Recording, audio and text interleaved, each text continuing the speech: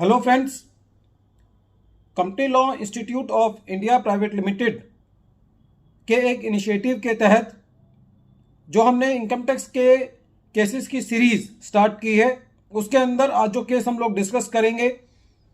उस केस का नाम है SR cold storage versus union of India and others.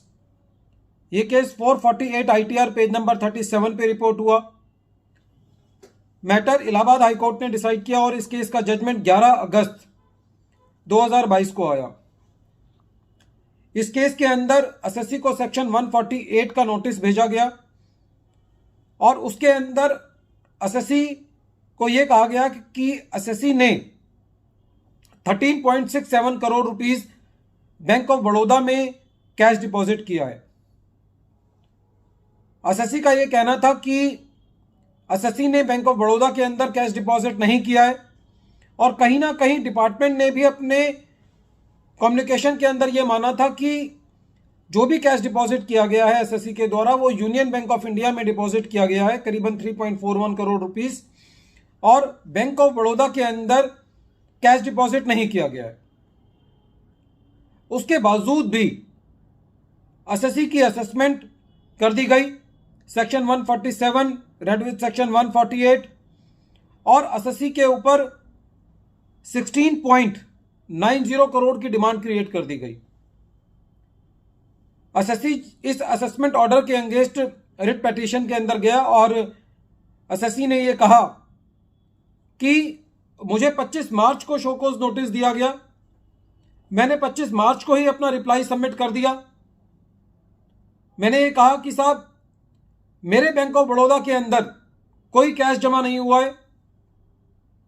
SSC ने अपनी बात को समझाने के लिए यह कहा कि मुझे 26 मार्च को पर्सनल हियरिंग दे दी जाए। पर्सनल हियरिंग की बात को यह कह के नकार दिया गया कि असेसमेंट जो है वो टाइम बारिंग हो रही है और बिना पर्सनल हियरिंग के सेक्शन 147 के अंदर एसएससी का एडिशन कर दिया गया और करीबन 16 करोड़ रुपए की डिमांड क्रिएट कर दी गई, वो भी उस कैश डिपॉजिट को लेकर के जो कि डिपार्टमेंट अपने ही कम्युनिकेशन के अंदर ये मान रहा था कि ये कैश जो है वो एसएससी की बुक्स में जमा नहीं हुआ है, एसएससी के बैंक ऑफ बड़ौदा में नहीं जमा हुआ है। जब डिपार्टमेंट इस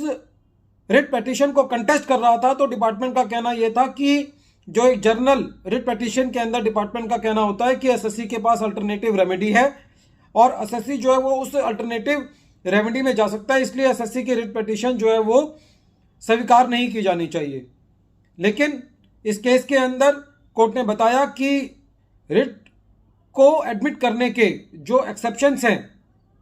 वो पूरे बताए और ये कहा कि जहां पे प्रिंसिपल्स ऑफ नेचुरल जस्टिस का खुलकर उल्लंघन हुआ हो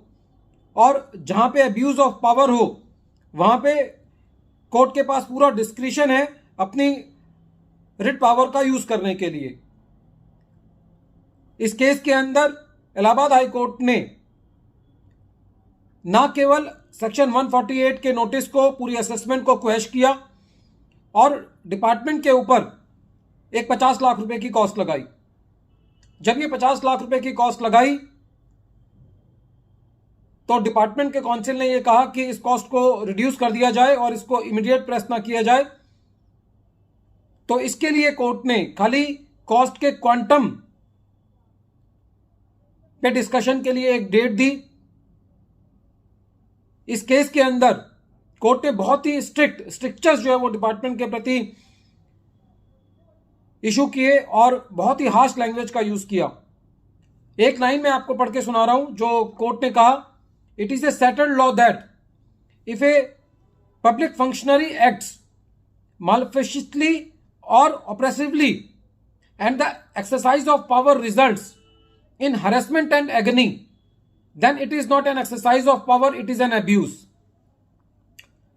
जब असेसमेंट अथॉरिटीज इस तरीके से काम करती हैं कि वो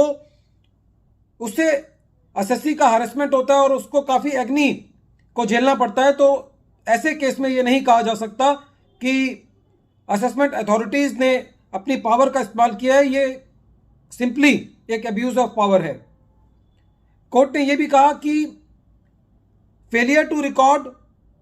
reasons failure to consider admissible evidence और consideration of inadmissible evidence renders the order unsustainable. जिस एविडेंस को मानना है उस एविडेंस को आप नहीं मानते,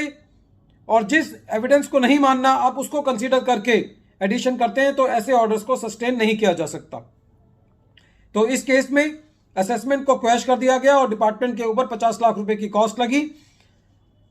एक बार फिर मैं केस का नाम रिपीट कर रहा हूं। केस का नाम है SR cold storage versus union of India and others, और ये केस 448 ITR पेज नंबर 37 पे रिपोर्ट हुआ और केस का जजमेंट 11 अगस्त 2022 को आया। Thank you friends.